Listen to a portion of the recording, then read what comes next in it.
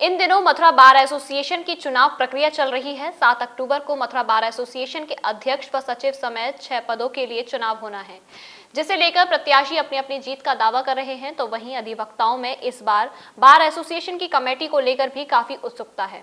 कचहरी पर चुनावी चर्चा के दौरान अधिवक्ताओं ने कहा है कि मथुरा बार एसोसिएशन एक प्रतिष्ठित संस्था है। अध्यक्ष और सचिव ऐसे होने चाहिए जो अधिवक्ताओं के हितों के लिए काम करें और बार की मर्यादा को बनाए रखें।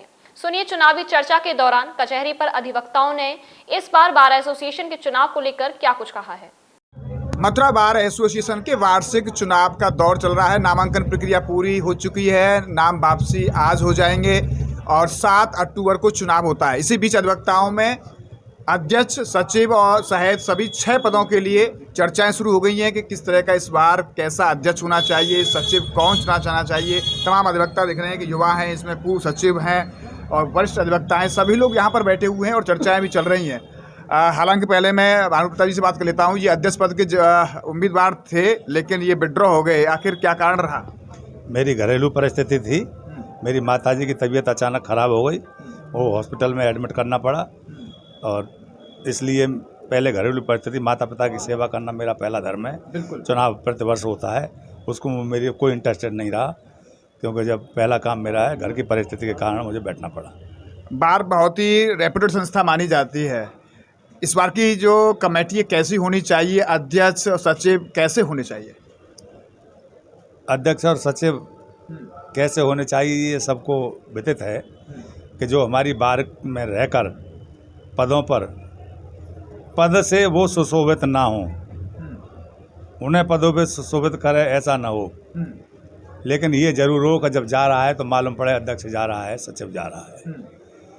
हमारे अधिकारियों में ये खौफ हो कि जब कोई इस तरह की बात हो जाएगी तो अध्यक्ष आ जाएगा, सचिव आ जाएगा, अधिवक्ता के साथ कोई अन्याय हो तो वो खड़े हों।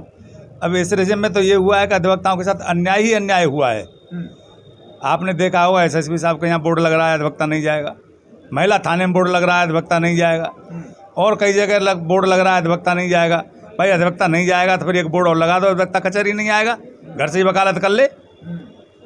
क्योंकि ये लोग खुद वकालत वाले नहीं हैं, एमएसी वाले हैं। ये इनका वकालत से कोई लेना देना नहीं है।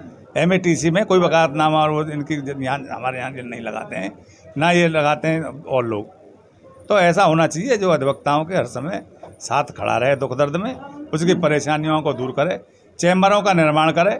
चैम्बरों का निर्माण हुआ मेरे कार्यकाल में हुआ जब मैं सचिव था। अगर दूसरे की बात करें तो दूसरे कार्यकाल में राजेंद्र सेक्रेटरी थे, उनके कार्यकाल में कलेक्ट्रेट में चैम्बर बने।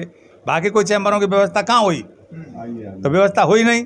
तो मेरा निवेदन ये है कि जो अधिवक्ताओं की निरंतर सेवा करे और अधिवक्ताओं के साथ कंधे से कंधा मिलाकर खड़ा रहे, ऐसा अध्यक्ष और सचिव हमारा होना चाहिए। यहाँ पर मैं और भी तमाम अधिवक्ता हैं और वरिष्ठ में बात कर लेता हूँ, पूर्व सचिव से बात कर लेता हूँ। थोड़ा सा आप इधर आइए। चुनाव चल रहा है इस समय, क्या उम्मीद आपको लग रही है, किस तरह की कमेटी इस बार आएगी? कमेटी अब आने के लिए तो मैं नहीं कह सकता, कोई ऐसा भविष्यवक्ता नहीं हूँ। क्योंकि निश्चित रूप से ये है कि हम ये चाहते हैं कि बार में जो हमारी कमेटी आती है, हमारे पदाधिकारी आते हैं, वो इस नेचर के आने चाहिए। और निश्चित रूप से मैं अपील भी करता हूँ उन अधिवक्ताओं से, मतदाताओं से, कि ऐसे व्यक्ति को चुनें जो हर हर समय अधिवक्ताओं की मदद के लिए रहें, अधिवक्ताओं के लिए कोई समस्या उत्पन्न न करें। सबसे पहली बात ये है। दूसरा ये है कि अधिवक्ताओं की समस्याओं को लोग ध्यान में न रखते हुए जब पद पर आ जाते हैं तो उनकी खुद की समस्याएं सामने आ जाती हैं। खुद की कुछ है कहें उनकी अपनी व्यक्तिगत समस्याएं होती हैं, उनमें उलझ जाते हैं। लेकिन निश्चित रूप से मैं ये कहना चाहूँगा कि आप लोगों को यहाँ पर इस पद पर बिठाया है तो आप सार्वजनिक जो अधिवक्ताओं की समस्या हैं उनका सबसे पहले निस्तारण करें। और एक सबसे बड़ी दिक्कत हमारे यहाँ आती है कि आपस में जो हमारे 2 पदाधिकारी होते हैं उनमें कोऑर्डिनेशन नहीं होता है। इससे बार की छवि खराब होती है। इससे बार की छवि पर गलत असर पड़ता है। न्याय के अधिकारी भी उसका दुरुपयोग करते हैं। तो इस वजह से मेरा ये कहना है कि जो भी व्यक्ति यहाँ पे इलेक्टेड होके आते हैं या ऐसे व्यक्तियों को ही इलेक्टेड किया जाना चाहिए, उन्हीं को निर्वाचित होना चाहिए कि जो आपस में सामंजस्य बनाने की शक्ति रखते हैं। धन्यवाद। आपने देखा और भी यहाँ पर अधिवक्ता में सबसे बात करूँगा थोड़ी क्या कुछ कहना चाहेंगे वकील साहब? चुनाव चल रहा है बार एसोसिएशन का, बहुत महत्वपूर्ण चुनाव होता है, बड़ा प्रतिष्ठित माना जाता है, कैसी कमेटी चाहते हैं इस बार आप? देखिए मैं बताऊं आपको, ग्लोबल कन्फ्यूज़न चल रहा है ऑल ओवर द वर्ल्ड, हर जगह कन्फ्यूज़न है। कन्फ्यूज़न की स्थिति यह है कि क्वीन एलिजाबेथ का जो फ्यूनरल हुआ उसमें चुन चुन के लोग बुलाए गए, लेकिन इंग्लैंड ने सीरिया से कह दिया तुम्हारे यहाँ गृह युद्ध चल रहा है, हम नहीं बुलाते, तुमको बुलाते हैं। अफ़गानिस्तान से कह दिया तुम्हारे यहाँ तालिबानी उद्यम कर रहे हैं, नहीं बुलाते हैं। चीन और रूस से कह दिया कि तुम यूक्रेन में गड़बड़ कर रहे हो, हम तुमको नहीं बुलाते। तो कन्फ्यूज़न ऑल ओवर वर्ल्ड चल रहा है। इसी तरह से कन्फ्यूज़न हमारी बार में भी चल रहा है। हाँ, ग्लोबल कन्फ्यूज़न है ये, कोई आदमी स्पष्ट ही नहीं है क्या सोच रहा है, क्या करना चाहता क्या है। तो उन्होंने तो बड़े बड़े कंट्री हैं, उन्होंने तो बुलाया नहीं कि हमें नहीं बुलाना साहब। आपकी बात में कन्फ्यूजन है? हाँ बिल्कुल कन्फ्यूज। अरे आप भानुप्रताप जी ने बताई नहीं अभी आपको कि यहाँ जो कुछ हुआ है, तो यहाँ भी कन्फ्यूज़न है। जब ग्लोबल कन्फ्यूज़न चल रहा है तो हमारी बार कहाँ से अलग हो जाएगी, आप बताइए आप। तो अब इसका निदान क्या है? यहाँ वकील हैं, वकील चाहें सबको जानते हैं। भानुप्रताप जी कैसे हैं मैं जानता हूँ, ये मुझे जानते हैं। जब वोट डालेंगे तो मैं जानता हूँ मैं वोट किसको दे रहा हूँ और वोट के क्या करेंगे आगे चल के। लेकिन इवन देन फिर भी अगर प्रभाव में आके, दोस्ती में आके या और कुछ करके वोट डालते हैं तो अपने पैर पे अपने आप तो कुल्हाड़ी मार रहे हैं। और रही उसकी बात कि थाने पे लिख दिया गया है, तो थाने पे और उन पे तो वकीलों को जाना ही नहीं चाहिए, ज़रूरत क्या जाने की वहाँ पे। हम लोग कोर्ट के लिए हैं केवल, कोई बात होगी अब कोर्ट तो बार और अगर आपकी बार मजबूत हो जाएगी तो बेंच मजबूत हो जाएगी। धन्यवाद वकील साहब, बहुत अच्छी बात की है। बार मजबूत हो तो बेंच भी मजबूत होगी। और भी यहाँ पर अधिवक्ता में बात कर लेता हूँ। क्या कुछ कहना चाहेंगे चुनाव को लेकर आप? मेरा ये कहना है, जो पहले पदाधिकारी होते थे उनकी और ही बात थी। हाँ। उनका वजूद अलग था। हाँ। जो आज हैं वो स्थिति अब नहीं रही है। हाँ। जब सक्षम आदमी और वरिष्ठ आदमी अगर पद पर आसीन ग्रहण करेगा तो बात कुछ और होगी। हमने भी देखा पहले जो पदाधिकारी रहे, ऐसे ऐसे संकट आए वकीलों पर, उनका निस्तारण हुआ मौके पर, लेकिन अब वो चीज़ नहीं है। तो एक आपस में एक मतभेद के कारण ये कारण बनते चले गए। दुबे जी क्या कहेंगे? चुनाव चल रहा है, क्या लग रहा है इस बार कैसी कार्यकारिणी आनी चाहिए? धन्यवाद गोविंद जी। मैं सभी बार के अधिवक्ताओं से और सब जनता से अपील करना चाहूँगा कि कार्यकारिणी में जो भी वोट दें और मुख्यतः अध्यक्ष और सचिव पद के लिए दें, बहुत ही सोच समझ के जानकर दें, क्योंकि सभी अधिवक्ता एक दूसरे से परिचित हैं।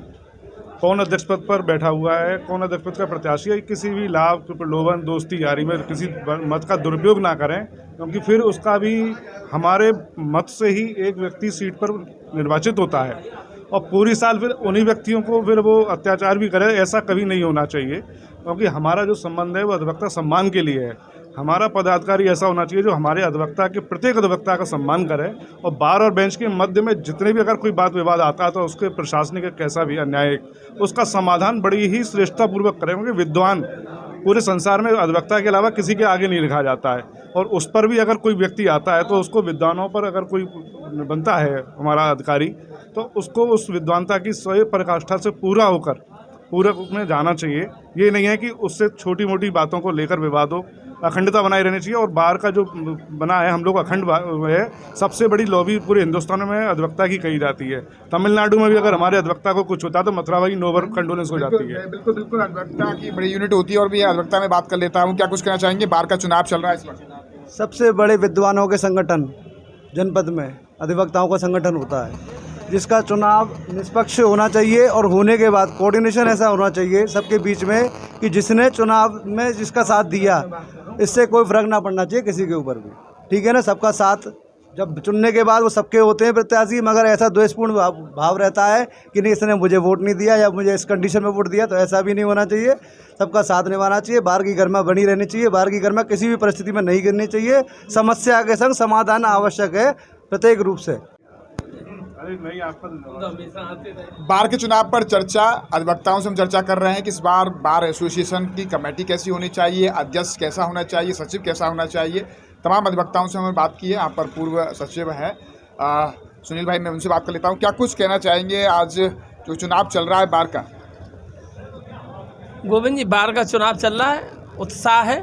7 तारीख को चुनाव होना है।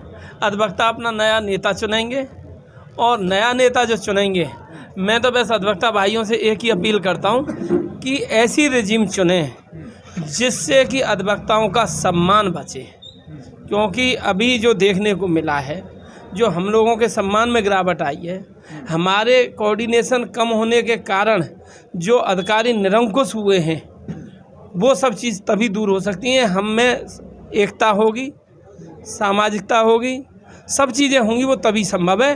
तो मैं तो बस अधिवक्ता भाइयों से अपील ये करूँगा कि किसी को भी चुने, ऐसे व्यक्ति को चुने जिसमें अधिवक्ताओं के सम्मान की रक्षा कर सके, क्योंकि ये जो है यहाँ कोई विकास कार्य नहीं होना है। यहाँ जो रेजिम चुनी जाती है, पदाधिकारी चुने जाते हैं, वो इसलिए चुने जाते हैं कि हमारे अधिवक्ता पे या अधिवक्ता के परिवार पर कोई संकट आए तो उस संकट में हम अपने अधिवक्ता के साथ खड़े रहें और हमारे अधिवक्ता के मान सम्मान पर कोई आँच नहीं आए। क्या नहीं मानते कि अब अधिवक्ता या एसोसिएशन के जो अध्यक्ष है वो कहीं ना कहीं अपने व्यक्तिगत लाभ उठाते हैं इस चीज़ से? नहीं, व्यक्तिगत लाभ कोई नहीं उठाता है। व्यक्तिगत यूज करते हो उसका? नहीं, बिल्कुल नहीं करते, ऐसा लोगों को लगता है। हम पदाधिकारी रहे हैं, भानु प्रताप जी भी पदाधिकारी रहे, त्रिलोकी शर्मा जी भी पदाधिकारी रहे। भाई 1 साल के लिए तो होते हैं, 1 साल में आदमी क्या कर लेगा? तो व्यक्तिगत लाभ कोई नहीं उठा सकता है। और सिर्फ ये पद एक सम्मान का पद होता है, प्रतिष्ठा का पद होता है, व्यक्तिगत लाभ का पद नहीं होता है। प्रतिष्ठा के लिए आदमी चुनाव लड़ता है, और जब प्रतिष्ठा के लिए चुनाव लड़ रहा है और चुनाव जीतने के लिए जब उसकी प्रतिष्ठा दांव पे है, तो चुनने के बाद भी उसको अपने अधिवक्ताओं की प्रतिष्ठा की चिंता करनी चाहिए। धन्यवाद। क्या कुछ कहेंगे वकील साहब? चुनाव चल रहा है, कैसा चाहते हैं अध्यक्ष और सचिव? गोविंद जी, मैं तो यही कहना चाहता हूँ कि हमारी बार का सम्मान बचा रहे और हमारे जो बार के सदस्य हैं उनका मान सम्मान बचा रहे, उनकी हर समस्या में काम आना चाहिए। ऐसा सदस्य और सेक्रेटरी होना चाहिए। ऐसा नहीं होना चाहिए कोई कर रहा है फ़ोन कि साहब मैं नहीं पहुंचूंगा, ये नहीं।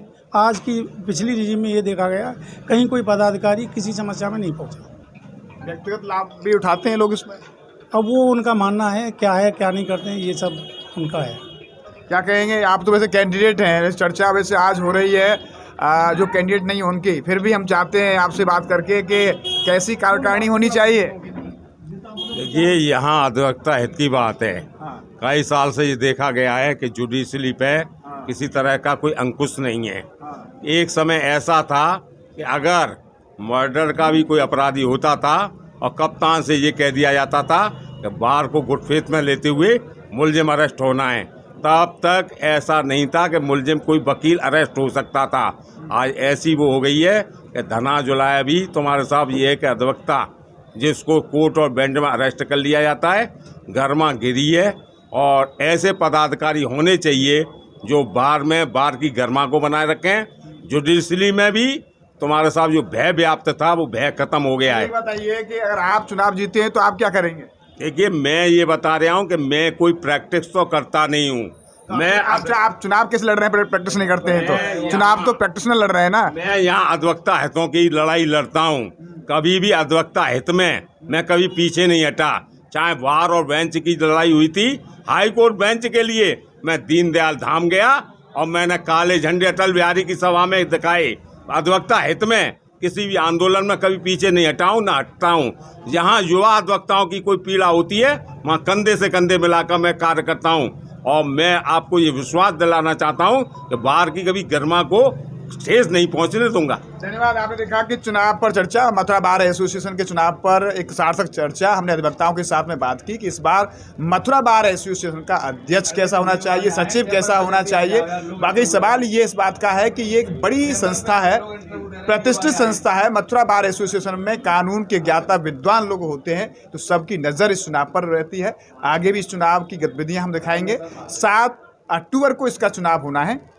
अब देखना है कि मथुरा बार एसोसिएशन का अध्यक्ष कौन बनता है, सचिव कौन बनता है, उपाध्यक्ष कौन बनता है, संयुक्त सचिव कौन बनता है, ऑडिटर और कोषा अध्यक्ष कौन चुना जाता है। ये आने वाला वक्त बता पाएगा। बहरहाल मथुरा बार एसोसिएशन की चुनावी गतिविधियां हम आप तक पहुंचाते रहेंगे। न्यूज़ का पर्सन गोपाल जग्गा के साथ गोविंद भारद्वाज।